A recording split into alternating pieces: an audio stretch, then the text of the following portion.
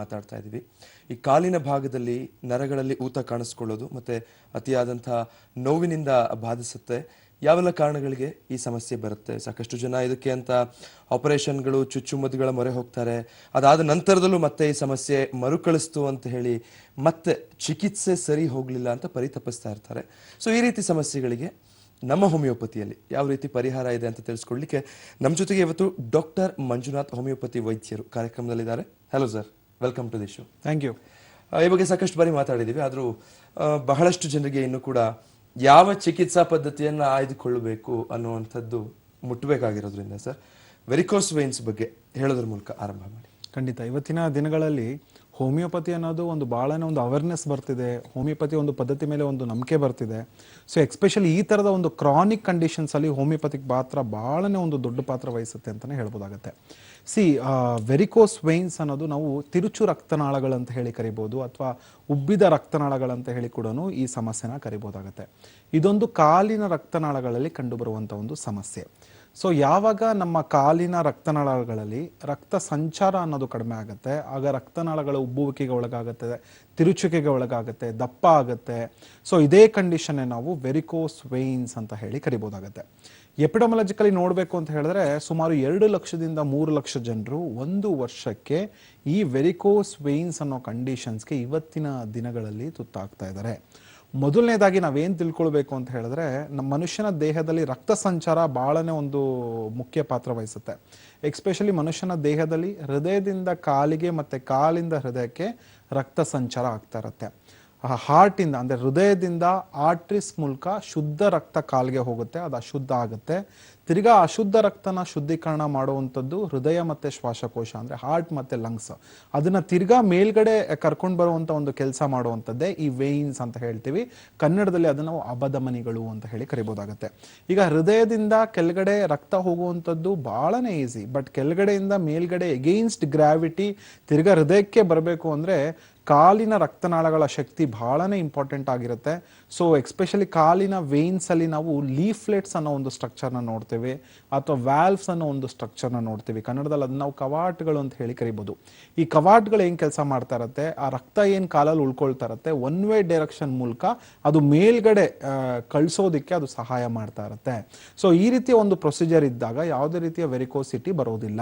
So ಒಂದು ವ್ಯಕ್ತಿಯ ಕಾಲಿನ ರಕ್ತನಾಳಗಳ ಕವಾಟಗಳು ವೀಕ್ ಆದಾಗ, ಅದರ ಕೆಲಸ ಅದು ಕಡಿಮೆ ಆದಾಗ, ಅದರ ಕೆಲಸ ಅದು ಮಾಡ್ತಾ ಇಲ್ಲ ಅಂದಾಗ ಏನಾಗುತ್ತೆ, ಮೇಲ್ಗಡೆ ಕರ್ಕೊಂಡು ಹೋಗುವಂಥ ಕೆಲಸ ಮಾಡೋದಿಲ್ಲ. ಸೊ ಕಾಲಲ್ಲೇ ರಕ್ತನಾಳಗಳಲ್ಲೇ ಮಲಿನ ರಕ್ತ ಅಥವಾ ಕೆಟ್ಟ ರಕ್ತ ಅಥವಾ ಅಶುದ್ಧ ರಕ್ತ ಉಳ್ಕೊಳ್ಳೋಕ್ಕೆ ಸ್ಟಾರ್ಟ್ ಆಗುತ್ತೆ. ಸೊ ಯಾವಾಗ ತುಂಬ ದಿವಸ ಅಶುದ್ಧ ರಕ್ತ ನಮ್ಮ ಕಾಲಿನ ರಕ್ತನಾಳಗಳ ಮೇಲೆ ಉಳ್ಕೊಳ್ಳುತ್ತೆ, ಅಲ್ಲೊಂದು ಪ್ರೆಷರ್ ಡೆವಲಪ್ ಆಗುತ್ತೆ. ಸೊ ಮೆಡಿಕಲಿ ಅದನ್ನು ನಾವು ಇಂಟ್ರಾವೀನಸ್ ಪ್ರೆಷರ್ ಅಂತ ಹೇಳಿ ಕರಿತೇವೆ. ಸೊ ಇಂಟ್ರಾವೀನಸ್ ಪ್ರೆಷರ್ ಹೆಚ್ಚಾದಾಗ ಕಾಲಿನ ರಕ್ತನಾಳಗಳು ದಪ್ಪ ಆಗುವಂಥದ್ದು, ತಿರುಚಿಗೆ ಒಳಗಾಗುವಂಥದ್ದು. ಈಗ ಪ್ರೊಮೋ ಫೋಟೋಸ್ನ ನಾವು ನೋಡ್ತಾ ಇದ್ದೀವಿ, ಈ ರೀತಿಯ ಒಂದು ಜೇಡ ಹೇಗೆ ಕಟ್ಟುತ್ತೆ ಆ ರೀತಿ ನಮ್ಮ ಕಾಲಿನಲ್ಲಿ ಕಾಣ್ತಾ ಹೋಗ್ತಾ ಇರುತ್ತೆ. ಸೊ ದಪ್ಪ ಆಗಿರುತ್ತೆ, ಎಕ್ಸ್ಪೆಷಲಿ ಕಾಫ್ ಮಸಲ್ ರೀಜನಲ್ಲಿ, ತೊಡೆಯ ಹಿಂಭಾಗದ ಒಂದು ರೀಜನಲ್ಲಿ ಜಿಗ್ಜಾಕ್ ಪ್ಯಾಟರ್ನ್ ಇರುವಂಥದ್ದು, ಟ್ವಿಸ್ಟ್ ಆಗಿರುವಂಥದ್ದು. ಅದನ್ನು ಮುಟ್ಟಿದಾಗ ಅಥವಾ ಪ್ಯಾಲ್ಪೇಟ್ ಮಾಡಿದಾಗ ತುಂಬ ಸಾಫ್ಟ್ ಇರುತ್ತೆ. ತುಂಬ ಜನ ಈ ರೀತಿಯ ಸಮಸ್ಯೆ ಇದ್ರೂ ಸಹ ನೆಗ್ಲೆಕ್ಟ್ ಮಾಡ್ತಾರೆ. ಯಾಕಂತ ಹೇಳಿದ್ರೆ ಸ್ವಲ್ಪ ವರ್ಷಗಳ ಕಾಲ ಯಾವುದೇ ರೀತಿ ಈ ಸಮಸ್ಯೆ, ಈ ಕಾಯಿಲೆ ದೇಹಕ್ಕೆ ನೋವನ್ನು ಉಂಟು ಮಾಡೋದಿಲ್ಲ. ಸೊ ಯಾವಾಗ ಪೇನ್ ಬರ್ತಾ ಇಲ್ಲ, ಸೊ ನೋವು ಬಂದ ಮೇಲೆ ಚಿಕಿತ್ಸೆ ಪಡ್ಕೊಂಡ್ರಾಯ್ತು ಅಥವಾ ನೋವು ಬಂದ ಮೇಲೆ ಟ್ರೀಟ್ಮೆಂಟ್ ತೊಗೊಂಡ್ರಾಯ್ತು, ವೈದ್ಯರ ಹತ್ರ ಹೋದ್ರಾಯ್ತು ಅಂತ ನೆಗ್ಲೆಕ್ಟ್ ಮಾಡ್ತಾ ಹೋಗ್ತಾ ಇರ್ತಾರೆ. ಸೊ ಒಂದು ಹಂತದಲ್ಲಿ ಅಥವಾ ಸೆಲ್ಫ್ ಮೆಡಿಕೇಶನ್ಸ್ ಪೀಪಲ್ ಇವತ್ತಿನ ದಿನಗಳು ಜಾಸ್ತಿ ಆಗ್ತಾ ಇದ್ದಾರೆ. ಏನೋ ಒಂದು ಸ್ಪ್ರೇನ ಅಪ್ಲೈ ಮಾಡ್ಕೊಳ್ಳುವಂಥದ್ದು, ಅಥವಾ ನೋವು ಬಂತು ಅಂದರೆ ನೋವಿನ ಮಾತ್ರೆ ತಗೊಳ್ಳುವಂಥದ್ದು. ಸೊ ಯಾವಾಗ ಅವರ ಮಾತ್ರೆಗಳು ಸಹ ಕೆಲಸ ಮಾಡೋದಿಲ್ಲ, ಆಗ ಮಾತ್ರ ಅವರಿಗೆ ವೈದ್ಯ ನೆನಪಾಗ್ತಾರೆ. ಸೊ ಇದಕ್ಕೆ ಮುಖ್ಯವಾದ ಒಂದು ಕಾರಣ ಅಂತ ಹೇಳಿದ್ರೆ ನಾವು ಮೆಡಿಕಲ್ ಹೇಳುವಂಥದ್ದು, this is occupational hazard. So ಯಾರು ತುಂಬ ಹೊತ್ತು ನಿಂತ್ಕೊಂಡು ಕೆಲಸ ಮಾಡ್ತಾರೆ, ಯಾರು ತುಂಬ ಹೊತ್ತು ಕೂತ್ಕೊಂಡು ಕೆಲಸ ಮಾಡ್ತಾರೆ, prolonged standing for long time ಅಥವಾ prolonged sitting for long time, ಅಂಥವ್ರಿಗೆ ಈ ರೀತಿಯ ವೆರಿಕೋಸ್ ವೈನ್ಸ್ ಬರುವಂಥ ಸಾಧ್ಯತೆಗಳು ತುಂಬಾ ಹೆಚ್ಚಿರುತ್ತೆ. ದಿನನಿತ್ಯ ಜೀವನದಲ್ಲಿ ನಾವು ಕೂತ್ಕೊಳ್ಳೇಬೇಕು, ಎದೊಳ್ಳೇಬೇಕು, ನಿಂತ್ಕೊಳ್ಳೇಬೇಕು, ಕೆಲಸ ಮಾಡಲೇಬೇಕು. ಸೊ ಒಂದು ದಿವಸ 2 ದಿವಸ ನಿಂತ್ಕೊಂಡು ಕೆಲಸ ಮಾಡೋದ್ರಿಂದ ಈ ಸಮಸ್ಯೆ ಬರೋದಿಲ್ಲ. ತುಂಬ ವರ್ಷಗಳ ಕಾಲ ನಿಂತ್ಕೊಂಡು ಕೆಲಸ ಮಾಡ್ತಾ ಇರ್ತಾರೆ. For example traffic police man ಆಗಿರ್ಬೋದು, ಅವ್ರ ಕೆಲಸನೇ 8 ಗಂಟೆಗಳ ಕಾಲ 10 ಗಂಟೆಗಳ ಕಾಲ ನಿಂತ್ಕೊಂಡು ಕೆಲಸ ಮಾಡುವಂಥದ್ದು, ಅಥವಾ ಟೀಚರ್ಸ್ ಶಿಕ್ಷಕರಾಗಿರ್ಬೋದು 5 ಗಂಟೆಗಳ ಕಾಲ ನಿಂತ್ಕೊಂಡು ಪಾಠ ಮಾಡ್ತಾ ಇರ್ತಾರೆ, ಬೇಕ್ರಿಲಿ ಕೆಲಸ ಮಾಡೋರಾಗಿರ್ಬೋದು, ಅಥವಾ ಸೆಕ್ಯೂರಿಟಿ ಏಜೆಂಟ್ಸ್ ಆಗಿರ್ಬೋದು, ಸೊ ಟೇಲರ್ಸ್ ಆಗಿರ್ಬೋದು. ಸೊ ಇವರು ಪ್ರೊಫೆಷನ್ನೇ ಅದು ಇರೋದ್ರಿಂದ ಸೊ ನಮ್ಮ ವೆಯ್ಟ್ ಏನಾಗುತ್ತೆ, ನಮ್ಮ ಕಾಲಿನ ರಕ್ತನಾಳಗಳ ಮೇಲೆ ಒತ್ತಡ ಅನ್ನೋದು ಹೆಚ್ಚಾಗುತ್ತೆ. ಸ್ವಲ್ಪ ದಿನಗಳ ನಂತರ ಏನಾಗುತ್ತೆ, ಅದರ ಎಲಾಸ್ಟಿಸಿಟಿ ಕಡಿಮೆ ಆಗುತ್ತೆ, ಸೊ ಮೆಟಬಾಲಿಸಮ್ ಕಡಿಮೆ ಆಗುತ್ತೆ, ಸೊ ಅದರಿಂದ ರಕ್ತ ಸಂಚಾರ ಅಥವಾ ರಕ್ತ ಚಲನೆ ಅನ್ನೋದು ಕಡಿಮೆ ಆಗುತ್ತೆ. ಸೊ ಅದರಿಂದ ಈ ರೀತಿಯ ವೆರಿಕೋಸ್ ವೈನ್ಸ್ ಬರುವಂಥ ಸಾಧ್ಯತೆಗಳು ಹೆಚ್ಚಿರುತ್ತೆ ಅನ್ನೋದು ಹೇಳ್ಬೋದಾಗತ್ತೆ. ಸೊ ಡಾಕ್ಟರ್, ಈಗ ನೀವು ಹೇಳಿದ್ರಿ ಆಕ್ಯುಪೇಷನಲ್ ಹಜಾರ್ಡ್ ಅಂತ, ಇದು ಬಿಟ್ಟು ಬೇರೆ ಕಾರಣಗಳಿಗೂ ಬರುತ್ತಾ? ಯಾಕಂದ್ರೆ ದೇಹದ ತೂಕ ಅಥವಾ ಹಾರ್ಮೋನ್ಸ್ ಈ ಮಹಿಳೆಯರಲ್ಲಿ ತಾಯ್ತನದ ನಂತರ ಹೆಚ್ಚಿಗೆ ಪಾಸಿಬಿಲಿಟಿ ಅಂತ ಎಲ್ಲ ಹೇಳ್ತಾರೆ. ಖಂಡಿತ ನಮ್ಮ ಪ್ರಾಕ್ಟೀಸ್ ಅಲ್ಲಿ ಮಹಿಳೆಯರು ಅತಿ ಹೆಚ್ಚಾಗಿ ಬಹಳ ಒಂದು 20% ಹೆಚ್ಚು ಪುರುಷರು ಕಂಪೇರ್ ಮಾಡಿದ್ರೆ ಸಫರ್ ಮಾಡ್ತಾರೆ. ಯಾಕಂದ್ರೆ ನೀವು ಹೇಳಿದ್ದು ಒಂದು ಕಾರಣ, ಹಾರ್ಮೋನಲ್ ಇಂಬ್ಯಾಲೆನ್ಸಸ್ ಬಹಳನೇ ಮುಖ್ಯ ಕಾರಣ ಆಗುತ್ತೆ. ಮತ್ತೆ pregnancy is one of the main ಕಾಸ್ ಅಂತಾನೆ ಹೇಳ್ಬೋದು. ತುಂಬಾ ಜನ ನಮ್ಮ ಕ್ಲಿನಿಕ್ಸ್ಗೆ ಬರ್ತಾರೆ ಮಹಿಳೆಯರು, ಅವ್ರಿಗೊಂದು ಪ್ರಶ್ನೆ ಕೇಳಿದಾಗ, ಯಾವಾಗ ಬಂತು ಅಂತ ಕೇಳಿದಾಗ, ಸರ್ ನನಗೆ ಗರ್ಭಾವಸ್ಥೆ ಸಮಯದಲ್ಲಿ ಸಮಸ್ಯೆ ಬಂತು ಅಂತ ಹೇಳ್ತಾರೆ. ಅಂದ್ರೆ pregnancy is one of the main cause to get ಅನ್ ವೆರಿಕೋಸ್ ವೈನ್ಸ್ ಅಂತ. ಯಾಕಂದ್ರೆ ಗರ್ಭಕೋಶದಲ್ಲಿ ಮಗು ಬೆಳೀತಾ ಇರುತ್ತೆ, ಅದರ ವೇಟು ಕಾಲಿನ ರಕ್ತನಾಳಗಳ ಮೇಲೆ ಬೀಳ್ತಾ ಹೋಗ್ತಾ ಇರುತ್ತೆ. ಆ ಸಮಯದಲ್ಲಿ ದೇಹದಲ್ಲಿ ಬ್ಲಡ್ ವಾಲ್ಯೂಮ್ ಅನ್ನೋದು ಹೆಚ್ಚಿರುತ್ತೆ. ಮತ್ತೆ ಒಂದ್ಸರಿ ಪ್ರೆಗ್ನೆಂಟ್ ಆಗಿದ ತಕ್ಷಣ ಎಲ್ಲ ಫಿಸಿಕಲ್ ಆಕ್ಟಿವಿಟೀಸ್ನು ಮಹಿಳೆ ನಿಲ್ಲಿಸ್ಬಿಡ್ತಾಳೆ, ಅಂದ್ರೆ ವಾಕಿಂಗ್ ಮಾಡೋದಾಗ್ಲಿ, ಜಾಗಿಂಗ್ ಮಾಡೋದಾಗ್ಲಿ. ಸೊ ಇದರಿಂದ ಮೆಟಬಾಲಿಸಮ್ಗೆ ಡೈರೆಕ್ಟ್ ಆಗಿ ಅಡೆತಡೆ ಆಗಿ, ರಕ್ತ ಸಂಚಾರ ಕಡಿಮೆ ಆಗಿ, ಒತ್ತಡ ಅನ್ನೋದು ಹೆಚ್ಚಾಗಿ ಬರುವಂತ ಸಾಧ್ಯತೆ ಖಂಡಿತ ಇರುತ್ತೆ. ಸೊ ಅದೇ ರೀತಿ ಮಹಿಳೆಯಲ್ಲಿ ಯಾಕೆ ಹೆಚ್ಚು ಅಂತ ಪ್ರಶ್ನೆ ಹಾಕಿದಾಗ, ಒಬೇಸಿಟಿ ಅನ್ನೋದು ಸರ್ವೇ ಸಾಮಾನ್ಯವಾಗಿ ಕಾರಣ ಹೇಳ್ಬೋದು. ಸ್ಥೂಲಕಾಯ, ಬೊಜ್ಜುತನ. ಸೊ ನಾವು ಯಾವಾಗ ವೆಯ್ಟ್ ಪುಟನ್ ಆಗ್ತಾ ಹೋಗ್ತಾ ಇರ್ತೀವಿ, 80 kg 90 kg 100 kg, ಸೊ ನಮ್ಮ ವೆಯ್ಟೇ ನಮ್ಮ ಕಾಲಿನ ರಕ್ತನಾಳಗಳ ಮೇಲೆ ತಡೆಯಕ್ಕಾಗೋದಿಲ್ಲ. ಸೊ ಮೇಲ್ಗಡೆ ಪುಷಪ್ ಆಗೋದಿಲ್ಲ. ಆ ವ್ಯಾಲ್ವ್ಸ್ ರಕ್ತನಾಳಗಳಲ್ಲಿರುವಂಥ ವ್ಯಾಲ್ವ್ಸ್ ಮೇಲ್ಗಡೆ ಪುಷ್ ಮಾಡೋದಿಲ್ಲ. ಸೊ ಇದರಿಂದ ವೆರಿಕೋಸ್ ವೈನ್ಸ್ ಬರುವಂಥ ಸಾಧ್ಯತೆ ಖಂಡಿತ ಇರುತ್ತೆ. ಬಟ್ ಸಣ್ಣ ಇರೋರಲ್ಲೂ, middle age group of people ಅಲ್ಲೂ ನಾನು ತುಂಬಾ ಕೇಸಸ್ನ ನೋಡಿದ್ದೀವಿ. ಎಸ್ಪೆಷಲಿ ಮಹಿಳೆಯರು ಈ ಗರ್ಭ ನಿರೋಧಕ ಮಾತ್ರೆಗಳನ್ನ ತಗೋತಾ ಇರ್ತಾರೆ, ಕಾಂಟ್ರಾಸೆಪ್ಟಿವ್ ಪಿಲ್ಸ್ ಯೂಸರ್ಸ್ ಅಂತ ಹೇಳ್ತೀವಿ. ಸೊ ಇದು ತುಂಬಾ ದಿವಸಗಳ ಕಾಲ ತಗೊಂಡಾಗ ಏನಾಗುತ್ತೆ, ಅದು ಹಾರ್ಮೋನಲ್ ಇಂಬ್ಯಾಲೆನ್ಸ್ ಆಗುತ್ತೆ. ಈಸ್ಟ್ರೋಜನ್ ಹಾರ್ಮೋನ್ ಕಡಿಮೆ ಆಗ್ತಾ ಹೋಗ್ತಾ ಇರುತ್ತೆ, ಏರ್ಪೇರು ಉಂಟಾಗುತ್ತೆ. ಸೊ ಇದರಿಂದ ವೀಕ್ ಆಗುವಂಥದ್ದು, ಇದರಿಂದ ಕವಾಟಗಳ ಕೆಲಸ ಕಡಿಮೆ ಆಗುವಂಥದ್ದು. ಸೊ ಅಥವಾ ಯಾರು ಈ ಮದ್ಯಪಾನ, ಸ್ಮೋಕಿಂಗ್ ಎಸ್ಪೆಷಲಿ ಧೂಮಪಾನ ಯಾರು ಹೆಚ್ಚು ಮಾಡ್ತಾರೆ, ಸೊ ಅಂಥವ್ರಿಗೆ ವೀಕ್ ಎಲಾಸ್ಟಿಸಿಟಿ ಕಡಿಮೆ ಆಗ್ತಾ ಇರುತ್ತೆ. ಸೊ ಇದೆಲ್ಲ ಕಾರಣ ವೆರಿಕೋಸಿಟಿಗೆ ಬರುವಂಥ ಸಾಧ್ಯತೆಗಳು ಈ ಮೂಲಕ ಹೇಳ್ಬೋದಾಗತ್ತೆ. ನೀವು ಡಾಕ್ಟರ್, ಈಗ ಬಿಗಿನಿಂಗ್ ಸ್ಟೇಜಸ್ ಅಲ್ಲಿ ಪೇನ್ ಕೂಡ ಇರೋದಿಲ್ಲ ಅಂತ ಹೇಳ್ತಾ ಇದ್ರಿ. ಹಾಗಿದ್ರೆ ಏನ್ ಗಮನಿಸ್ತಾ ಇದೀವಿ, ಈ ರೀತಿಯಾದದ್ದೇ ಲಕ್ಷಣಗಳ ಆರಂಭಿಕ ಹಂತದಲ್ಲಿ ಗೊತ್ತಾಗೋದು ಅಥವಾ ಸಿಂಪ್ಟಮ್ಸ್ ಹೇಗೆ? ಬಹಳ ಒಳ್ಳೆ ಪ್ರಶ್ನೆ ಕೇಳಿದ್ರೆ. ಬಿಕಾಸ್ ಎಲ್ಲರ ಕಾಲ್ಗಳನ್ನ ಈ ತರ ನೋಡಿದಾಗೆ ಗೊತ್ತಾಗ್ಬಿಡುತ್ತೆ ಈ ವ್ಯಕ್ತಿಗೆ ವೆರಿಕೋಸ್ ವೈನ್ಸ್ ಇದೆ ಅಂತ. ಬಟ್ ಇದು ಒಂದ್ ದಿವಸ 2 ದಿವಸದಲ್ಲಿ ಬರುವಂತದ್ದಲ್ಲ. ಸೊ ಸ್ಟಾರ್ಟಿಂಗ್ ಹಂತದಲ್ಲಿ ಬರುವಂತದ್ದೇ ಈ ಎವಿನೆಸ್ ಅಂತ ಹೇಳ್ತೀವಿ, ಅಂದ್ರೆ ಭಾರ. So there will be an aching pain in the lower extremities with heaviness. ಅವಾಗವಾಗ ಕಾಲಲ್ಲಿ ಸ್ವಲ್ಪ ನೋವು ಬರ್ತಾ ಇರುತ್ತೆ, ನೋವಿನ ಜೊತೆಗೆ ಭಾರ ಅಂತ ಹೇಳ್ತಾರೆ. This is a classic symptoms of varicose wines. ಯಾಕಂದ್ರೆ ಒಳಗಡೆ ಇರೋ ರಕ್ತನಾಳಗಳಲ್ಲಿ ರಕ್ತ ಉಳ್ಕೊಳ್ತಾ ಇರೋದ್ರಿಂದ ನಮ್ಮ ಕಾಲೇ ನಮಗೆ ಭಾರ ಅಂತ ಅನ್ಸುತ್ತೆ. ಎಷ್ಟೋ ಜನ ಕ್ಲಾಸಿಕ್ ಸಿಂಪ್ಟಮ್ಸ್ ಹೇಳ್ತಾರೆ, ಸರ್ ನನ್ನ ಕಾಲೇ ನನಗೆ ಯಾಕೋ ವೆಯ್ಟ್ ಅನ್ನಿಸ್ತಿದೆ, ಸೊ ಒಂದು 5-10 kg ಕಲ್ಲು ಕಟ್ಟದಂಗಿದೆ, ಒಂದೊಂದು ಹೆಜ್ಜೆ ಇಡೋದಕ್ಕೂ ಕೂಡ ನನಗೆ ಕಷ್ಟ ಆಗ್ತಿದೆ. ಇದು ಮೊದಲನೇ ಸಿಂಪ್ಟಮ್ಸ್ ಆಗಿ ಕನ್ವರ್ಟ್ ಆಗುತ್ತೆ. ಸೊ ಮಲಿನ ರಕ್ತ ತುಂಬಾ ದಿವಸ ಉಳ್ಕೊಳ್ತಾ ಇರೋದ್ರಿಂದ ಆ ಭಾಗದ ಚರ್ಮ ಏನಾಗುತ್ತೆ, ಕಪ್ಪಾಗಕ್ಕೆ ಸ್ಟಾರ್ಟ್ ಆಗುತ್ತೆ, ಬ್ಲ್ಯಾಕ್ ಇಸ್ ಡಿಸ್ಕಲರೇಷನ್ ಆಗಕ್ಕೆ ಸ್ಟಾರ್ಟ್ ಆಗುತ್ತೆ. ಸೊ ಇದು ಕೂಡ 2ನೇ ಲಕ್ಷಣವಾಗಿ ನಾವು ನೋಡ್ಬೋದಾಗುತ್ತೆ. ಎಷ್ಟೋ ಜನ ಮಿಸ್ಲೀಡ್ ಆಗ್ತಾರೆ, ಏನೋ ಒಂದು ಚರ್ಮದ ಕಾಯಿಲೆ ಅಂತ ತಿಳ್ಕೊಳ್ತಾರೆ, ಆಯಿಂಟ್ಮೆಂಟ್ಗಳನ್ನ ಅಪ್ಲೈ ಮಾಡ್ಕೊಳ್ತಾ ಇರ್ತಾರೆ, ಸ್ಪ್ರೇಗಳನ್ನ ಅಪ್ಲೈ ಮಾಡ್ಕೊಳ್ತಾರೆ. ಸೊ ಅದನ್ನ ಖಂಡಿತ ಇರೋದಿಲ್ಲ. ಸೊ ಲೇಟರ್ ಹೋಗ್ತಾ ಏನಾಗುತ್ತೆ, ಯಾವಾಗ ಡೀಪರ್ ವೇನ್ಸ್ಗೆ ಅದು ಅಫೆಕ್ಟ್ ಆಗ್ತಾ ಹೋಗ್ತಾ ಇರುತ್ತೆ, ಆಗ ರಕ್ತನಾಳಗಳು ದಪ್ಪ ಆಗುವಂಥದ್ದು, ಪಾದದಲ್ಲಿ ಊತ ಬರುವಂಥದ್ದು, ರೆಸ್ಟ್ಲೆಸ್ ಲೆಗ್ ಅಂತ ಹೇಳ್ತೀವಿ ಒಂದು ಸಿಂಪ್ಟಮ್. ಅಂದ್ರೆ ಒಂದು 10 ನಿಮಿಷ ಕೂತ್ಕೊಂಡ್ರೆ ನೋವು ಸ್ಟಾರ್ಟ್ ಆಗ್ಬಿಡುತ್ತೆ, ಒಂದು 10 ನಿಮಿಷ ನಿಂತ್ಕೊಂಡ್ರೆ ನೋವು ಸ್ಟಾರ್ಟ್ ಆಗ್ಬಿಡುತ್ತೆ. ಸೊ ಇದೆಲ್ಲ ಲಕ್ಷಣಗಳು ಇದ್ದಾಗ ಒಂದು ಸರಿ ಹೋಗಿ ವೈದ್ಯರನ್ನ ಭೇಟಿಯಾಗಿ ಪರಿಶೀಲನೆ ಮಾಡುವಂಥದ್ದು ಬಹಳನೇ ಮುಖ್ಯ ಅನ್ನೋದು ಹೇಳ್ಬೋದು. ಇನ್ನು ಡಾಕ್ಟರ್, ನೀವು ಹೇಳ್ದಾಗೇನೆ ಈಗ ಸಮಸ್ಯೆ ಕಣ್ಣಿಗೆ ಕಾಣೋ ಹಾಗಿದ್ರು ಕೂಡ ಅದು ನೋವು ಅಥವಾ ತೊಂದರೆ ಕೊಡೋವರೆಗೂ ಜನ ವೈದ್ಯರ ಬಳಿ ಹೋಗ್ಬೇಕೋ ಬೇಡ ಅಂತ ಯೋಚನೆ ಮಾಡ್ತಾರೆ. ಸೊ ಅಲ್ಲಿವರೆಗೆ ಬಿಟ್ರೆ ಏನೆಲ್ಲ ಕಾಂಪ್ಲಿಕೇಶನ್ಸ್ ನ ಫೇಸ್ ಮಾಡಬೇಕಾಗುತ್ತೆ? ಸೊ ಖಂಡಿತ ಎಲ್ಲ ರೋಗಗಳು ಅದರೇ ಆದ ಹಂತಗಳಿರುತ್ತೆ, ಸೊ ಅದರೇ ಆದ ಸ್ಟೇಜಸ್ಗಳಿರುತ್ತೆ. ಸೊ ಎಸ್ಪೆಷಲಿ ವೆರಿಕೋಸ್ ವೈನ್ಸ್ ಅನ್ನೋದು ಇದು ಒಂದು ದಿವಸದಲ್ಲಿ ಸಮಸ್ಯೆ ಹೆಚ್ಚಾಗುವಂಥದ್ದು ಅಥವಾ ಒಂದು ವಾರದಲ್ಲಿ ಸಮಸ್ಯೆ ಹೆಚ್ಚಾಗುವಂಥದ್ದು ಅಲ್ಲ. This is A gradual onset of condition. ಅಂದರೆ ವರ್ಷ ಕ್ಷೀಣಿಸುವಂಥ ಒಂದು ಕಾಯಿಲೆ ಅಥವಾ ವರ್ಷ ಡಿಜನರೇಷನ್ ಆಗುವಂಥ ಒಂದು ಕಾಯಿಲೆ. ಸ್ಟಾರ್ಟಿಂಗ್ ಹಂತದಲ್ಲಿ ಇದನ್ನು ಡಯಾಗ್ನೋಸ್ ಮಾಡಿ ಕರೆಕ್ಟಾದ ಒಂದು ಹೋಮಿಯೋಪತಿ ಚಿಕಿತ್ಸೆನ ಪಡ್ಕೊಂಡ್ರೆ ಖಂಡಿತ ಈ ಸಮಸ್ಯೆ ಹೆಚ್ಚಾಗೋದಿಲ್ಲ. ಅದರ ಜೊತೆಗೆ ಕಾಂಪ್ಲಿಕೇಶನ್ ಅವಾಯ್ಡ್ ಮಾಡ್ತಾ ಬರ್ಬೋದಾಗತ್ತೆ. ಸೊ ಇವತ್ತೆಲ್ಲ ತುಂಬಾ ಜನಗಳನ್ನ ನಾವು ನೋಡ್ಬೋದು. ವೆರಿಕೋಸ್ ವೈನ್ಸ್ ಅಂದ್ರೆ ಆಲ್ರೆಡಿ ನಾನು ಒಂದ್ಸರಿ ಸರ್ಜರಿ ಮಾಡಿಸಿದ್ದೀನಿ ಡಾಕ್ಟರ್, ಆಲ್ರೆಡಿ ನಾನು 2 ಸರಿ ಶಸ್ತ್ರಚಿಕಿತ್ಸೆಗೆ ಹೋಗಿದ್ದೀನಿ, ಮತ್ತೊಮ್ಮೆ ಪುನಃ ಬರ್ತಾ ಇದೆ, ಸೊ ಇದಕ್ಕೆ ಶಾಶ್ವತ ಪರಿಹಾರ ಇಲ್ವಾ ಅಂತ ತುಂಬಾ ಜನ ಬರ್ತಾರೆ. ಸೊ ಜನರ ಮೆಂಟಾಲಿಟಿ ಹೇಗಿರುತ್ತೆ, ಸರ್ಜರಿ ಮೊರೆ ಹೋಗ್ಬಿಟ್ರೆ ನಾನು ಒಂದು ವಾರದಲ್ಲಿ ಸರಿ ಆಗ್ಬಿಡ್ತೀನಿ ಅಥವಾ ಒಂದು 10 ದಿವಸದಲ್ಲಿ ಸರಿ ಆಗ್ಬಿಡ್ತೀನಿ. ಖಂಡಿತ ಅಲ್ಲ. ಬಿಕಾಸ್ ಆ ರಕ್ತನಾಳ ಊತ ಬರೋದ್ರಿಂದ, ಆ ರಕ್ತನಾಳ ತೆಗೆಯೋದ್ರಿಂದ ಆ ಸಮಸ್ಯೆ ಕಡಿಮೆ ಆಗೋದಿಲ್ಲ ಅನ್ಲೆಸ್ ಅಂಡ್ ಅಂಟಿಲ್ ನಿಮ್ಮ ದೇಹದ ಒಂದು ರಕ್ತ ಸಂಚಾರ ಹೃದಯದಿಂದ ಕಾಲಿಗೆ ಮತ್ತೆ ಕಾಲಿಂದ ಹೃದಯಕ್ಕೆ ಏನು ಹೇಳಿದೆ ಅದು ಕರೆಕ್ಟಾಗಿ ಆಗ್ಬೇಕಾಗತ್ತೆ, ರಕ್ತ ಚಲನೆ ಕರೆಕ್ಟಾಗಿ ಆಗ್ಬೇಕಾಗತ್ತೆ. ಸೊ ಮೀನ್ ಕಂಡ ಏನ್ ಹೇಳ್ತೀವಿ ಅದನ್ನ ನಾವು ಸೆಕೆಂಡ್ ಹಾರ್ಟ್ ಮಸಲ್ ಅಂತ ಹೇಳಿ ಕರಿಬಹುದು. ಯಾಕಂದ್ರೆ ಆ ಮಸಲ್ ಪುಷ್ ಮಾಡಿದ್ರೇನೆ ರಕ್ತ ಮೇಲ್ಗಡೆ ಬರುತ್ತೆ. ಸೊ ಕಾಫ್ ಮಸಲ್ ಎಕ್ಸರ್ಸೈಸಸ್ ನ ಮಾಡುವಂಥದ್ದು. ಸೊ ಯಾರ್ಯಾರು ಡೈಲಿ ಆಕ್ಟಿವಿಟೀಸ್ ನ ಇಟ್ಕೋತಾರೆ, ಫಿಸಿಕಲ್ ಆಕ್ಟಿವಿಟೀಸ್ ಅಥವಾ ಸ್ಪೋರ್ಟ್ಸ್ ಮ್ಯಾನು ಅಥವಾ ಎಕ್ಸರ್ಸೈಸ್ ಮಾಡುವಂಥದ್ದು, ಜಾಗಿಂಗ್ ಮಾಡುವಂಥದ್ದು, ಅಂಥವ್ರಿಗೆ ವೆರಿಕೋಸ್ ವೈನ್ಸ್ ಬರೋದು ಬಹಳ ಕಡಿಮೆ. ಈ ಸೆಡೆಂಟರಿ ಲೈಫ್, ಒಂದೇ ಜಾಗದಲ್ಲಿ ಕೂತ್ಕೊಂಡು ಕೆಲಸ ಮಾಡೋದು, ಏನೂ ಆಕ್ಟಿವಿಟೀಸ್ ಇಲ್ಲಪ್ಪ, ಈ ತರದವ್ರಿಗೆ ಅಥವಾ ಒಬೇಸಿಟಿ ಇರೋರಿಗೆ ಹೆಚ್ಚು ಆದಷ್ಟು ಬೇಗ ಕಾಂಪ್ಲಿಕೇಶನ್ ಸಹ ಕೊಡುತ್ತೆ, ಮತ್ತೆ ಸಮಸ್ಯೆ ಕೂಡ ಅರ್ಲಿ ಸ್ಟೇಜ್ ಅಲ್ಲಿ ಬರೋದಕ್ಕೆ ಸಾಧ್ಯತೆ ಹೆಚ್ಚಿರುತ್ತೆ ಅನ್ನೋದು ಹೇಳ್ಬೋದು. ಓಕೆ, ಇನ್ನು ಡಾಕ್ಟರ್, ಈಗ ಈ ಹಳೆ ಚಿಕಿತ್ಸಾ ಪದ್ಧತಿಗಳೇನಿದೆ, ಆಪರೇಷನ್ ಮಾಡಿಸುವಂಥದ್ದು ಮತ್ತೆ ರೆಕರೆನ್ಸ್ ಆಗೋದು, ಅದೇ ಜಾಗದಲ್ಲೋ ಅದರ ಅಕ್ಕಪಕ್ಕದಲ್ಲೋ ಮತ್ತೆ ಕಾಣಿಸ್ಕೊಳ್ಳುವಂಥದ್ದು, ಇದು ಯಾಕೆ ಮತ್ತೆ ಹೇಗಾಗುತ್ತೆ ಡಾಕ್ಟರ್? ಎಲ್ಲರಿಗೂ ಅವರವರ ಸಮಸ್ಯೆಗಳು 100% ವಾಸಿ ಮಾಡ್ಕೊಳ್ಬೇಕು ಅನ್ನೋ ಆಸೆ ಇರುತ್ತೆ. ಅದ್ರ ಜೊತೆಗೆ ಮತ್ತೊಂದು ಆಸೆ ಇರುತ್ತೆ, ಆದಷ್ಟು ಬೇಗ ವಾಸಿ ಮಾಡ್ಕೊಳ್ಬೇಕು ಅನ್ನೋದು. ಇವತ್ತಿನ ದಿನಗಳಲ್ಲಿ ಹೋಮಿಯೋಪತಿಕ್ ವೈದ್ಯ ಪದ್ಧತಿ ರೂಟ್ ಕಾಸ್ ನ ಟ್ರೀಟ್ ಮಾಡುವಂತ ಒಂದು ಪದ್ಧತಿ. ಇದನ್ನ ನಾವು ಕಾನ್ಸ್ಟಿಟ್ಯೂಷನ್ ಥೆರಪಿ ಅಂತ ಹೇಳಿ ಕರಿತೇವೆ. ಸೊ ಯಾರಿಗೋ ನೋವು ಕಡಿಮೆ ಆಯ್ತು, ಯಾರಿಗೋ ಸ್ವೆಲ್ಲಿಂಗ್ ಕಡಿಮೆ ಆಯ್ತು ಅಂತ ಅವರ ಮೆಡಿಸಿನ್ ಇನ್ನೊಂದು ವ್ಯಕ್ತಿಗೆ ಕೊಟ್ಟರೆ ಅದು ವಾಸಿ ಆಗೋದಿಲ್ಲ. ಇದು pain killer, chemical, steroid action ಇರೋದಿಲ್ಲ. ಸೊ ಇಲ್ಲಿ ಕಾನ್ಸ್ಟಿಟ್ಯೂಷನ್ ಅಂತ ಹೇಳಿದಾಗ ಸೊ ಅವರ ವ್ಯಕ್ತಿತ್ವಕ್ಕೆ ತಕ್ಕಂತೆ ಔಷಧಿಗಳನ್ನ ಕೊಡಬೇಕಾಗತ್ತೆ. ಅವರ ಮೆಂಟಲ್ ನೇಚರ್ ಆಗಿರ್ಬೋದು, ಫಿಸಿಕಲ್ ನೇಚರ್ ಆಗಿರ್ಬೋದು, ಎಮೋಷನಲ್ ಪೆಥಾಲಜಿ ಆಗಿರ್ಬೋದು. ಸೊ ಅದಕ್ಕೆ ಹೋಮಿಯೋಪತಿಕ್ ಡಾಕ್ಟರ್ಸ್ ಹತ್ರ ಬಂದ್ರೆ ಸರ್ ಅರ್ಧ ಗಂಟೆಗಳ ಕಾಲ ಕೇಸ್ ಟೇಕಿಂಗ್ ತಗೊಳ್ತಾರೆ, 1 ಗಂಟೆಗಳ ಹೆಚ್ಚು ಕಡಿಮೆ 2 ಗಂಟೆಗಳ ಕಾಲನು ತಗೊಂಡ್ಬಿಡುತ್ತೆ. ಸೊ ಯಾಕಂದ್ರೆ ಆ ವ್ಯಕ್ತಿಗೆ ಆ ಸಮಸ್ಯೆ ಯಾಕೆ ಬಂತು ಅಂತ ಆಸ್ ಎ ವೈದ್ಯರಾಗಿ ನಾವು ತಿಳ್ಕೊಳ್ಬೇಕಾಗತ್ತೆ. ಯಾಕಂದ್ರೆ we treat the man not A disease ಅಂತ ಹೇಳ್ತೀವಿ. ಅಂದ್ರೆ ವ್ಯಕ್ತಿಗೆ ನಾವು ಔಷಧಿಗಳನ್ನ ಕೊಟ್ಟಾಗ ಅವ್ನಿಗೆ ಏನೇ ಒಂದು ಸಮಸ್ಯೆ ಇತ್ತು ಅಂದ್ರೆ ಅದು ಬುಡದಿಂದ ಕಾಯಿಲೆ ಕೀಳೋದಕ್ಕೆ, ರೂಟಿಂದ ಕಾಯಿಲೆ ಕೀಳೋದಕ್ಕೆ ಸಹಾಯ ಆಗೋದ್ರಿಂದ homeopathy is the best treatment for this condition ಅನ್ನೋದು ಹೇಳ್ಬೋದು. ಓಕೆ, ಸೊ ನೋಡಿದ್ರಲ್ಲ ವೀಕ್ಷಕರೇ, ಏನೆಲ್ಲ ಕಾರಣಗಳಿಗೆ ಬರುತ್ತೆ ಮತ್ತೆ ಯಾವ ರೀತಿ ಸಮಸ್ಯೆಗಳಾಗುತ್ತೆ ಅಂತ. ಚಿಕಿತ್ಸೆ ನಮ್ಮ ಹೋಮಿಯೋಪತಿಯಲ್ಲಿ ಹೇಗೆ ಆ ಬಗ್ಗೆ ತಿಳ್ಕೊಳ್ಳೋಣ. ನೀವು ಕೂಡ ಕರೆ ಮಾಡಿ ಡಾಕ್ಟರ್ ಜೊತೆಗೆ ಮಾತಾಡಬಹುದು. ಅದಕ್ಕೆ ಮುನ್ನ ಒಂದು ಚಿಕ್ಕ ಬ್ರೇಕ್. ಸರಿ, ಪಾರ್ಟಿ ನಿನ್ ಮನೆಯಲ್ಲಿ. Okay bye. ನನ್ ಮನೆಯಲ್ಲ. ಅರೆ ಅಲ್ಲೋ, ನನ್ ಮನೆಯಲ್ಲಿ ಸೋಫಾ ಇದೆ ಆದ್ರೆ ಕುಶನ್ ಇಲ್ಲ, ವಿಂಡೋ ಇದೆ ಆದ್ರೆ ಕರ್ಟನ್ ಇಲ್ಲ, ಬೆಡ್ ಇದೆ ಆದ್ರೆ ಶೀಟ್ ಇಲ್ಲ, ಫೋನ್ ಇದೆ ಆದ್ರೆ ಅದರಲ್ಲಿ ಫ್ಲಿಪ್ಕಾರ್ಟಿನ ಆಪ್ ಅದು ಇದೆ, ಮತ್ತು ಇದಿದ್ರೆ ಬೇರೆಲ್ಲ ಕ್ಷಣದಲ್ಲಿ ಬರುತ್ತೆ. 80,000 ಗೃಹ ಉತ್ಪನ್ನಗಳು ಅಂಡರ್ 199. ಅಮ್ಮ, ನಾನು ಸ್ಕೂಲ್ ಅಲ್ಲಿ ಒಂದು ಹೊಸ ಸ್ಕಿಲ್ ತೋರಿಸಬೇಕಾಗಿದೆ. ಕುಕಿಂಗ್ ಕಲ್ತ್ಕೊಂಡ್ರೆ ಸ್ಕೂಲ್ ನಲ್ಲೂ ಜೀವನದಲ್ಲೂ ಸ್ಟಾರ್ ಆಗ್ತೀಯಾ? ರೆಡಿ? ಈಸ್ಟರ್ನ್ ಚಿಕನ್ ಮಸಾಲ ತಗೋಬೇಕು, ಉದುರಿಸಬೇಕು, ಚಿಕನ್ ಕರಿ, ಆಮೇಲೆ ಕಲಸಬೇಕು. Perfect colour, perfect smell.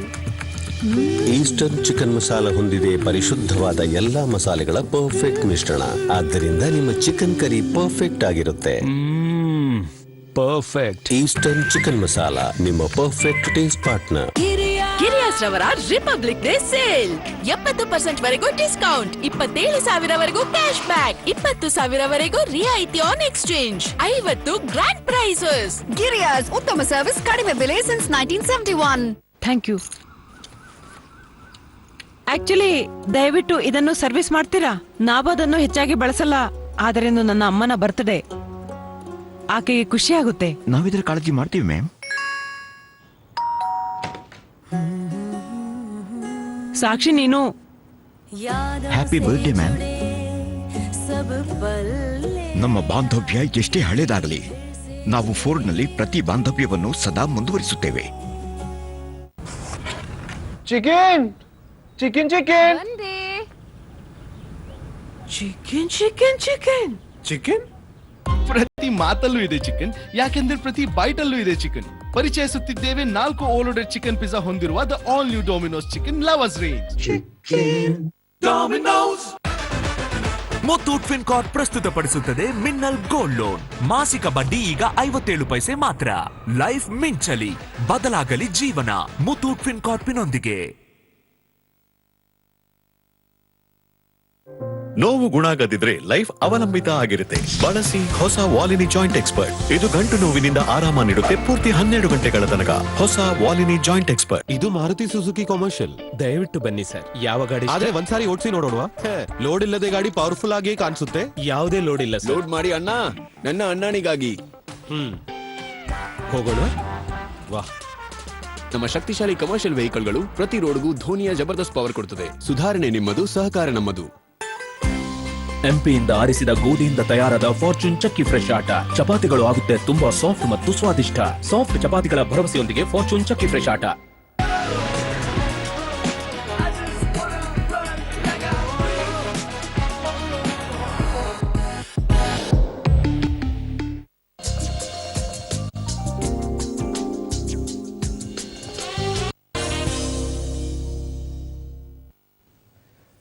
Welcome back.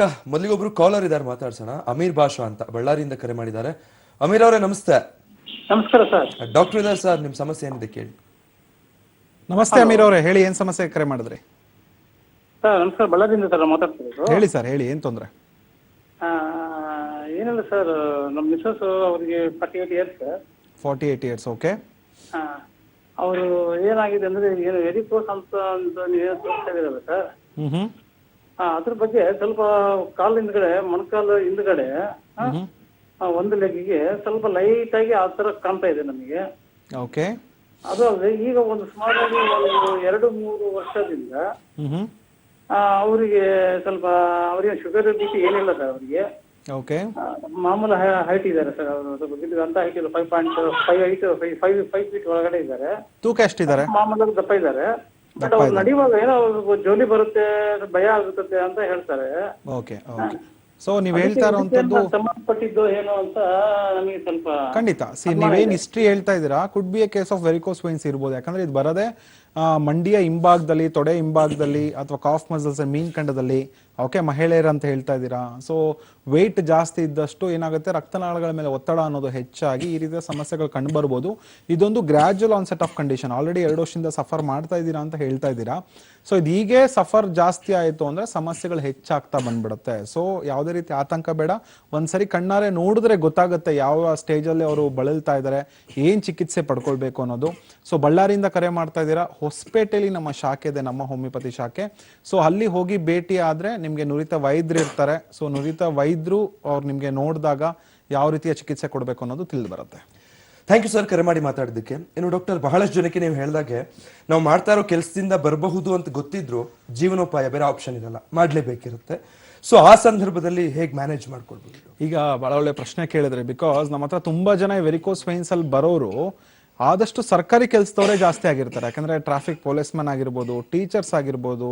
So ಇವರೆಲ್ಲ ಏನಾಗುತ್ತೆ, ಸರ್ಕಾರಿ ಕೆಲಸ, ಗೌರ್ಮೆಂಟ್ ಕೆಲಸ ಇರುತ್ತೆ. ಸೊ ಅವ್ರಿಗೆ ಬಿಡಕ್ಕಾಗೋದಿಲ್ಲ. ಸೊ ಕೆಲಸ ಮಾಡಲೇಬೇಕಾಗತ್ತೆ. ಸೊ ಇವತ್ತಿನ ದಿನದಲ್ಲಿ ಒಂದು ಫಾಸ್ಟ್ ಲೈಫ್ ಆಗಿದೆ. ಅಂದ್ರೆ ರೆಸ್ಟ್ ತಗೊಳ್ಳೋದಕ್ಕೂ ಕೂಡ ಟೈಮ್ ಇಲ್ಲ, ರೆಸ್ಟ್ ತಗೊಳ್ಳೋದಕ್ಕೂ ಕೂಡ ಅವ್ರಿಗೆ ಸಮಯ ಇಲ್ಲ. ಇವತ್ತೇನೋ ಒಂದು ಸಮಸ್ಯೆ ಬಂತು ಅಂದ್ರೆ ಒಂದ್ ದಿವಸ ರಜಾ ಹಾಕ್ತಾರೆ ಅಥವಾ 2 ದಿವಸ ರಜಾ ಹಾಕ್ತಾರೆ. ಸೊ ಮತ್ತೊಮ್ಮೆ ಪುನಃ ಮಾರನೇ ದಿವಸ ಹೋಗ್ಲೇಬೇಕಾಗತ್ತೆ. ಸೊ ಅಂತ ಪರಿಸ್ಥಿತಿಲಿ ನಾವು ಜೀವನ ಮಾಡ್ತಾ ಇದ್ದೀವಿ. ಸೊ ಅಂಥವ್ರಿಗೆ ಅಟ್ಲೀಸ್ಟ್ ಏನು ಹೇಳ್ತೀನಿ ಅಂದರೆ, ಅಟ್ಲೀಸ್ಟ್ 1 ಗಂಟೆಗಳ ಕಾಲ ಕೂತ್ಕೊಂಡಿದ್ರೆ ಅಥವಾ 1 ಗಂಟೆಗಳ ಕಾಲ ನಿಂತ್ಕೊಂಡು ಕೆಲಸ ಮಾಡ್ತಿದ್ರೆ ಒಂದು 5 ನಿಮಿಷಗಳ ಕಾಲ ಕೂತ್ಕೊಳ್ಳಿ, ಒಂದು 10 ನಿಮಿಷಗಳ ಕಾಲ ಕೂತ್ಕೊಳ್ಳಿ. ಆದಷ್ಟು ಬೆಳಿಗ್ಗೆ ಒಂದು 3/4 ಗಂಟೆಗಳ ಕಾಲ, 1 ಗಂಟೆಗಳ ಕಾಲ ವಾಕಿಂಗ್ ಮಾಡಿ. ಸೊ ಮತ್ತೆ ಎಲಿವೇಶನ್ ಆಫ್ ದಿ ಲೆಗ್ಸ್ ಮಾಡಿ. ಮಲ್ಕೊಳ್ಬೇಕಾದ್ರೆ ಮಿನಿಮಮ್ 1 ಫೀಟ್ ಹೈಟ್ ಇರಬೇಕು, ಕಾಲೆತ್ತಿ ಮಲ್ಕೊಳ್ಬೇಕಾಗತ್ತೆ. ಸೊ ಇದೆಲ್ಲ ಮ್ಯಾನೇಜ್ಮೆಂಟು. ಬರೀ ಔಷಧಿನೇ ಕೆಲಸ ಮಾಡುತ್ತೆ ಅನ್ನೋದು ಬಹಳನೇ ತಪ್ಪು. ಔಷಧಿಯ ಜೊತೆಗೆ ಅವರ ಪಾತ್ರ ಏನು, ಅವರ ಮ್ಯಾನೇಜ್ಮೆಂಟ್ ಏನು. ಸೊ ಈ ರೀತಿಯ ಒಂದು ಮ್ಯಾನೇಜ್ಮೆಂಟ್ ಮಾಡ್ಕೊಳ್ಳೋದು, ಈ ರೀತಿಯ ಒಂದು ಸಹಾಯ ಮಾಡುವಂಥದ್ದು ಬಹಳ ಇಂಪಾರ್ಟೆಂಟು. ಸೊ ಮೆಡಿಸನ್ ಎಷ್ಟರ ಮಟ್ಟಿಗೆ ಕೆಲಸ ಮಾಡುತ್ತೆ ಅಷ್ಟೇ ಪ್ರತಿಶತ ಅವರ ಸಪೋರ್ಟ್ ಕೊಡೋನು ಇರಬೇಕಾಗತ್ತೆ. ಮತ್ತು ಆಸ್ ಎ ವೈದ್ಯರಾಗಿ ನಮಗೂ ಎಲ್ಲ ಕಾಯಿಲೆಗಳನ್ನ ವಾಸಿ ಮಾಡಬೇಕು, ಆದಷ್ಟು ಬೇಗ ವಾಸಿ ಮಾಡಬೇಕು ಅನ್ನೋ ಆಸೆ ಇರುತ್ತೆ. ಬಟ್ ಯಾವ ಹಂತದಲ್ಲಿ ಪೇಷಂಟು ವೈದ್ಯರ ಹತ್ರ ಬಂದಿದ್ದಾರೆ ಅನ್ನೋದು ಇಂಪಾರ್ಟೆಂಟು. ಸೊ ಜೊತೆಗೆ ಅದರ ಮುಂಚೆ ಅಂದರೆ ಆ ಕಾಯಿಲೆಗೆ ಮುಂಚೆ ಎಷ್ಟು ವರ್ಷಗಳ ಕಾಲ ಏನೆಲ್ಲ ಟ್ರೀಟ್ಮೆಂಟ್ ತೊಗೊಂಡಿದ್ದಾನೆ ಅನ್ನೋದು ಭಾಳ ಇಂಪಾರ್ಟೆಂಟ್ ಆಗುತ್ತೆ. ಸೊ ಇವತ್ತಿನ ದಿನಗಳಲ್ಲಿ ಮೆಡಿಕಲಿಂದ ಎಷ್ಟು ಸಹಾಯ ಆಗುತ್ತೆ ಅಷ್ಟೇ ಸೈಡ್ ಎಫೆಕ್ಟ್ಸ್ ಕೂಡ ಇರುತ್ತೆ. ಸೊ ಯಾಕೆ ಹೋಮಿಯೋಪತಿಗೆ ಜನ ಆಪ್ಟ್ ಮಾಡ್ತಾರೆ ಅಂದರೆ, ಇಲ್ಲಿ ಮೊದಲನೇದಾಗಿ ಯಾವುದೇ ರೀತಿ ಸೈಡ್ ಎಫೆಕ್ಟ್ಸ್ ಇರೋದಿಲ್ಲ. ಸೊ ಏನು ಕಾಯಿಲೆನ ಟ್ರೀಟ್ ಮಾಡಬೇಕು ಆ ಕಾಯಿಲೆ ಮಾತ್ರ ಟ್ರೀಟ್ಮೆಂಟ್ ಆಗುತ್ತೆ. ಸೊ ಆ ಕಾಯಿಲೆ ಅಷ್ಟೇ ಕಡಿಮೆ ಆಗ್ತಾ ಬಂದ್ಬಿಡುತ್ತೆ. ಹೊಸ ಕಾಯಿಲೆ ತರಿಸೋದ್ರಲ್ಲಿ ಹೋಮಿಯೋಪತಿಕ್ ಮಾಡೋದಿಲ್ಲ. ಸೊ ಇದೊಂದು ಒಳ್ಳೆ ಆಪ್ಷನ್ ಅನ್ನೋದು ಈ ಮೂಲಕ ಹೇಳ್ಬೋದಾಗತ್ತೆ. ಓಕೆ, ಮತ್ತೊಬ್ರು ಕಾಲರ್ ಇದ್ದಾರೆ ಡಾಕ್ಟರ್ ದೀಪಾ ಅಂತ ಬೆಂಗಳೂರಿಂದ ಕರೆ ಮಾಡಿದ್ದಾರೆ. ದೀಪಾ ಅವರೇ ನಮಸ್ತೆ. ಹಲೋ ಸರ್, ನಮಸ್ತೆ ಸರ್. ಡಾಕ್ಟರ್ ಇದಾರಮ್ಮ, ನಿಮ್ಮ ಸಮಸ್ಯೆ ಏನಿದೆ ಕೇಳಿ. ನಮಸ್ತೆ ದೀಪಾ ಅವರೇ, ಹೇಳಿ ಏನ್ ತೊಂದ್ರೆ? ನಮಸ್ತೆ ಸರ್. ನಮಸ್ತೆ ಅಮ್ಮ, ಹೇಳಿ ಏನ್ ತೊಂದ್ರೆ ಹೇಳಿಮ್ಮ. ನಮ್ದು ತಾಯಿಯವ್ರಿಗೆ ಸ್ವಲ್ಪ ಮೊಣಕಾಲಲ್ಲಿ ಎಲ್ಲ ಗಂಟು ಇದೆ ಸರ್. ಓಕೆ. ತೊಡಿಲಿ ಮೊಣಕಾಲಲ್ಲಿ ಅದೆಲ್ಲ ಇದೆ. ಅದು ಸ್ವಲ್ಪ ಅಷ್ಟೇನು ಜಾಸ್ತಿ ಇಲ್ಲ ಸರ್, ಸ್ವಲ್ಪ ಇದೆ. ಆಮೇಲೆ ಅವರು ಹಾರ್ಟ್ ಪೇಷಂಟ್ ಸರ್, ಹಾರ್ಟಿನ ಗುಳಿಗೆ ತಗೋತಾರೆ ಟ್ಯಾಬ್ಲೆಟ್ಸ್. ಸರಿ ಅಮ್ಮ.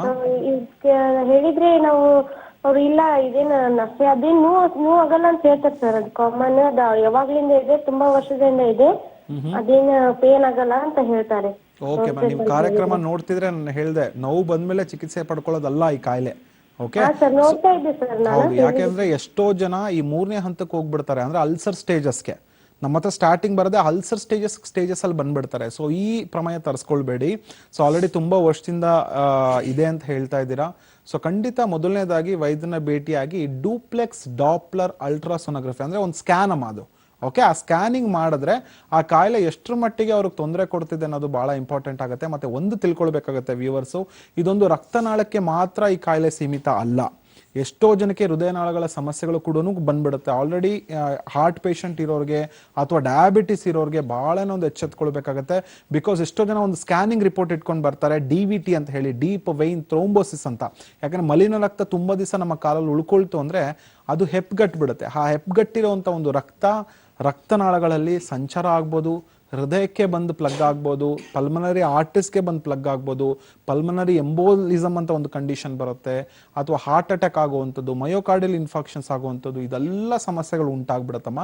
ಸೊ ಸಮಸ್ಯೆ ಬಂದ ಮೇಲೆ ನೀವು ಇದು ಮಾಡ್ಕೊಳ್ಳೋದು ಬೇಡ, ಮುಂಚಿತವಾಗಿನೇ ತೋರಿಸ್ಕೊಳ್ಳಿ. ಲಕ್ಷಣಗಳು ಆದಷ್ಟು ಕಡಿಮೆ ಆಗುತ್ತೆ, ಮತ್ತೆ ಈ ಕಾಯಿಲೆ ಮುಂದೆ ಕಾಂಪ್ಲಿಕೇಶನ್ಸ್ ಆಗದಂಗೂ ಕೂಡ ನೋಡ್ಕೊಳ್ತಾ ಬರ್ಬೋದಾಗತ್ತೆ. ಓಕೆ, ಥ್ಯಾಂಕ್ ಯು ಮೇಡಮ್ ಕರೆ ಮಾಡಿ ಮಾತಾಡಿದ್ದಕ್ಕೆ. ಇನ್ನು doctor, about the investigation, like ಬೇರೆ ಬೇರೆ ಸ್ಟೇಜಸ್ ಅಲ್ಲಿ ಬರ್ತಾರೆ ಜನ, ನೋಡಿದ್ರೇನೆ ಗೊತ್ತಾಗುವಂತಹ ಸಮಸ್ಯೆ ಆದ್ರೂ ಕೂಡ ಬೇರೆ ಯಾವ್ದಾದ್ರು ರೀತಿ ತಪಾಸಣೆಗಳು ಮಾಡ್ತೀರಾ ಇದಕ್ಕೆ ಅಥವಾ ಹೇಗೆ? ಖಂಡಿತ. ಸೊ ಎಲ್ಲ ಕಾಯಿಲೆಗಳಿದ್ರೆ ಅದರ ಆದ ಒಂದು ಸ್ಟೇಜಸ್ ಅನ್ನೋದಿರುತ್ತೆ. ಈ ವೆರಿಕೋಸ್ ವೈನ್ಸ್ ಅಲ್ಲೂ 3 ಹಂತಗಳನ್ನ ನಾವು ನೋಡ್ಬೋದಾಗುತ್ತೆ. ಮೊದಲನೇ ಹಂತ ವೆರಿಕೋಸಿಟಿ ಅಂತ ಹೇಳಿ ಕರಿತೇವೆ. ಎರಡನೇದಾಗಿ ವೀನಸ್ ಎಕ್ಸಿಮಾ ಅಂತ ಅಥವಾ ಸ್ಟೇಸಿಸ್ ಡರ್ಮಾಟೈಟಿಸ್ ಸ್ಟೇಜ್ ಅಂತ ಹೇಳಿ ಕರಿತೇವೆ. ಮೂರನೇದಾಗಿ ಬರುವಂಥದ್ದೇ ವೆರಿಕೋಸ್ ಅಲ್ಸರ್. ಮೊದಲನೇ ಹಂತದಲ್ಲಿ ಏನಾಗುತ್ತೆ, ರಕ್ತನಾಳಗಳು ದಪ್ಪ ಆಗಿರುವಂಥದ್ದು, ಜಿಗ್ಜಾಗ್ ಪ್ಯಾಟರ್ನ್ ಇರುವಂಥದ್ದು, ಟ್ವಿಸ್ಟ್ ಆಗಿರುವಂಥದ್ದು, ಸ್ವಲ್ಪ ಜನಕ್ಕೆ ನೋವು ಇರುತ್ತೆ, ಸ್ವಲ್ಪ ಜನಕ್ಕೆ ನೋವು ಇರೋದಿಲ್ಲ. ಸೊ ಈ ಹಂತನ ದಾಟ್ತು ಅಂತ ಹೇಳಿದ್ರೆ ಮಲಿನ ರಕ್ತ ಏನ್ ಮಾಡುತ್ತೆ, ಈ ವೀನಸ್ ಎಕ್ಸಿಮಾ ಹಂತಕ್ಕೆ ಹೋಗ್ಬಿಡುತ್ತೆ. ಸೊ ಅಂದ್ರೆ ಆ ಭಾಗದ ಚರ್ಮ ಕಪ್ಪಾಗ್ಬಿಡುತ್ತೆ, ಬ್ಲ್ಯಾಕ್ ಡಿಸ್ಕಲರೇಷನ್ ಆಗ್ತಾ ಹೋಗ್ತಾ ಇರುತ್ತೆ. ಎಷ್ಟೋ ಜನರ ಕಾಲುಗಳನ್ನ ನೋಡಿದಾಗ ಕೆಳಗಡೆಯಿಂದ ಕಾಲ್ ಕಪ್ಪಾಗ್ತಾ ಹೋಗ್ತಾ ಇರುತ್ತೆ, ಈ ಆಂಕಲ್ ರೀಜನ್ ಅಲ್ಲಿ ಕಾಲ್ ಕಪ್ಪಾಗ್ತಾ ಹೋಗ್ತಾ ಇರುತ್ತೆ, ಕಾಫ್ ಮಸಲ್ ರೀಜನ್ ಅಲ್ಲಿ ಕಪ್ಪಾಗ್ತಾ ಹೋಗ್ತಾ ಇರುತ್ತೆ. ಸೊ ಮೇಲ್ಗಡೆ ಅದು ಜಾಸ್ತಿ ಆಗ್ತಾ ಬರ್ತಾ ಇರುತ್ತೆ. ಇದು 2ನೇ ಹಂತ ಅಂತ ಹೇಳ್ಬೋದಾಗುತ್ತೆ. ತುಂಬಾ ಇಚ್ಚಿಂಗ್ ಇರುತ್ತೆ ಆ ಸಮಯದಲ್ಲಿ.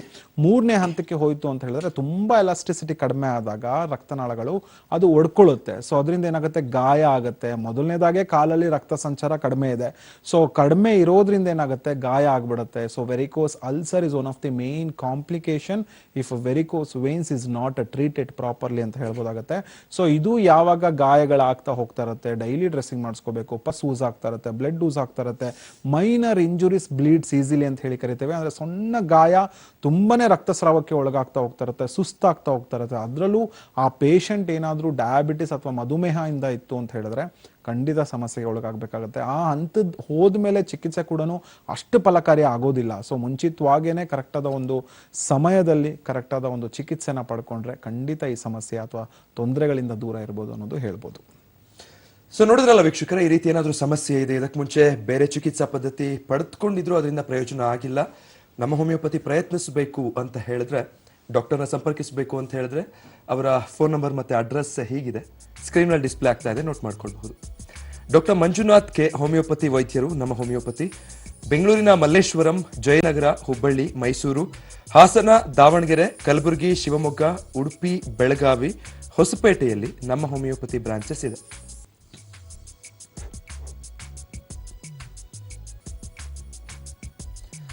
ಇನ್ನು ಇತರೆ ಬ್ರಾಂಚಸ್ ಹೀಗಿದೆ.